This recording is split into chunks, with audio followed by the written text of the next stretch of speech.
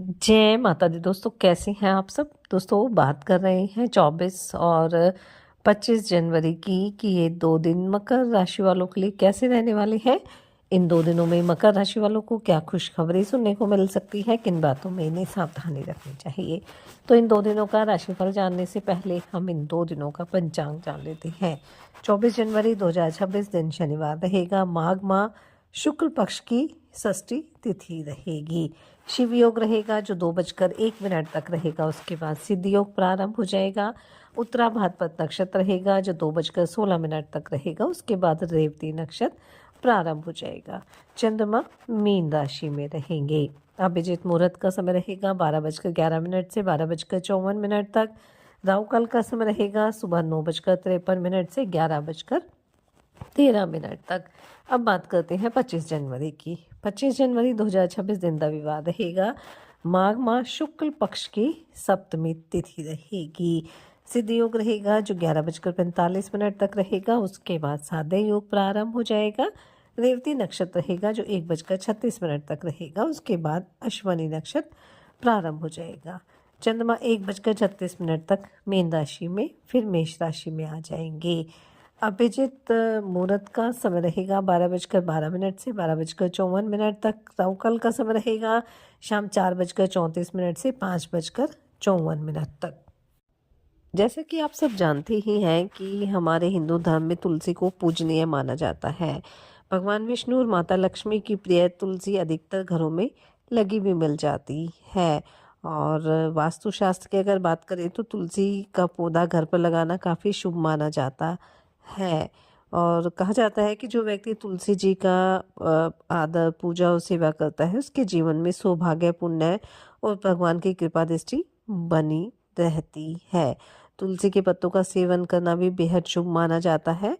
इसके साथ ही घर को वास्तु दोष से मुक्ति भी मिल जाती है और सकारात्मक ऊर्जा का प्रवाह बढ़ जाता है। लेकिन तुलसी जी की पूजा करने के कुछ नियम भी होते हैं जिनका पालन हमें अवश्य करना चाहिए।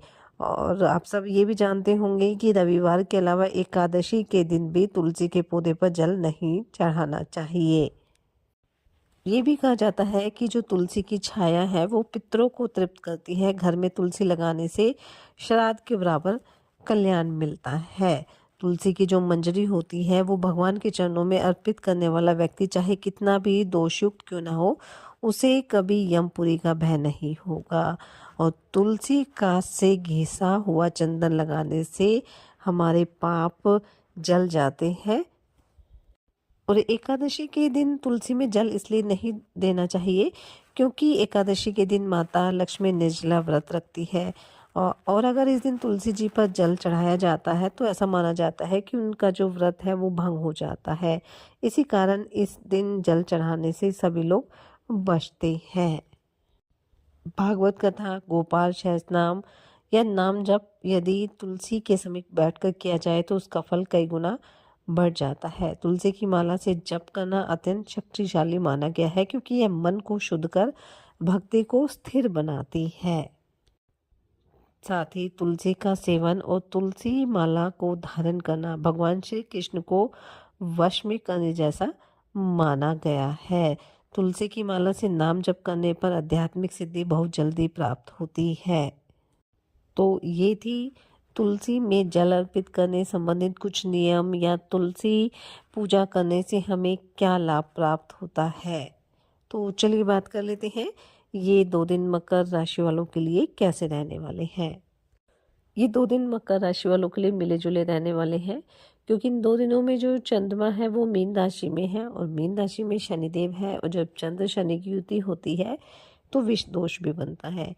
इसलिए इन 2 दिनों में आपको अपनी आय और अपने खर्चों में तालमेल बनाकर चलना होगा क्योंकि इन 2 दिनों में अचानक से कुछ ऐसे खर्चे आपके सामने आ सकते हैं जो ना चाहते हुए भी आपको करने पड़ सकते हैं। इसलिए पहले से एक बजट बना लीजिए और जो खर्चे हैं, फिजूल खर्चे हैं, उन पर थोड़ा कंट्रोल करके चलिए ताकि आगे चलकर आपको किसी तरह की आर्थिक समस्या ना हो। इन 2 दिनों में आप अपने कार्यों को लेकर किसी तरह की जल्दबाजी ना करें, लापरवाही ना बरतें और वाहन का प्रयोग भी थोड़ी सी सावधानी के साथ करें ताकि आपको किसी तरह का नुकसान ना हो। इन 2 दिनों में पैतृक संपत्ति की प्राप्ति के प्रबल योग बनने वाले हैं। वहीं इन 2 दिनों में संतान की नौकरी से संबंधित कोई खुशखबरी भी आपको सुनने को मिल सकती है। भगवान की भक्ति में भी खूब मन लगेगा। धर्म कर्म में काफ़ी रुचि रहेगी। आप किसी परिजन के घर मेल मिलाप करने भी जा सकते हैं। जो जातक सरकारी नौकरी की तैयारी में लगे हैं उन्हें बिल्कुल भी लापरवाही नहीं बरतनी है, मेहनत करनी है, अपने प्रयास जारी रखने हैं, तभी आपको सफलता प्राप्त होगी। इन 2 दिनों में घर परिवार में किसी मेहमान का आगमन भी हो सकता है। वहीं जो जातक अभी तक सिंगल है उनकी अपने साथी से मुलाकात हो सकती है और आपका रिश्ता आगे भी बढ़ सकता है। नौकरी पेशा लोगों के लिए समय ठीक ठाक रहने वाला है। आप अपने कार्यों को पूरा कर पाएंगे। वहीं उच्च अधिकारी भी आपके साथ पूरा सहयोग करने वाले हैं। वहीं कारोबारियों के लिए समय अच्छा रहेगा, लेकिन किसी भी तरह का निवेश करना है उसमें जल्दबाजी नहीं करनी है। अपने बड़ों की सलाह आपको ज़रूर लेनी है। अगर आपका कोई धन को लेकर कोई काम रुका हुआ था तो वह आगे चलकर आपका पूरा हो जाएगा।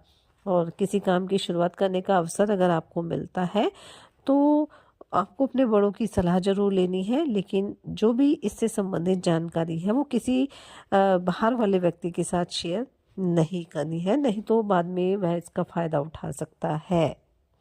जीवन साथी के साथ आपके रिश्ते बेहतर बने रहेंगे। वहीं प्रेम संबंधों के लिए भी समय ठीक ठाक रहने वाला है। स्वास्थ्य की अगर बात करें तो अच्छे खान पान का आनंद भी लेंगे। स्वास्थ्य भी ठीक ही रहेगा। किसी तरह की समस्या आपके साथ नहीं है, लेकिन लापरवाही ना बरते तो आपके लिए ज़्यादा बेहतर रहेगा। अगर आपके ऊपर कुछ कर्ज था तो उसे आप काफ़ी हद तक उतारने की कोशिश करेंगे। भाई बहनों के साथ भी आपको मिलकर चलना होगा। अगर आपका कोई पैतृक कारोबार है तो कोई भी ऐसी बात आपको अपने भाई बहनों से छुपा कर नहीं रखनी है, बल्कि उनकी सलाह ज़रूर लेनी है। किसी नई प्रॉपर्टी के खरीदने की योजना भी आप बना सकते हैं। कुल मिलाकर देखा जाए तो ये 2 दिन मकर राशि वालों के लिए ठीक ठाक रहने वाले हैं। इसलिए इन 2 दिनों में किसी तरह की लापरवाही ना बरतें, मेहनत करते रहें और अपने प्रयास भी जारी रखें। साथ ही सच्चे मन से आप ईश्वर आराधना करें। हनुमान जी और शनिदेव की आराधना करें। हनुमान चालीसा का पाठ आप जरूर करें। अपनी सामर्थ्य अनुसार गरीब और असहाय लोगों की मदद करें, उन्हें दान दक्षिणा दें। इससे आपके जीवन में सदैव खुशियाँ बनी रहेगी और आपकी जो भी मनोकामना है वो अवश्य पूरी होगी। ये 2 दिन आपके लिए मंगलकारी रहे, शुभता भरे रहे। इसी मंगल कामना के साथ जय माता दी।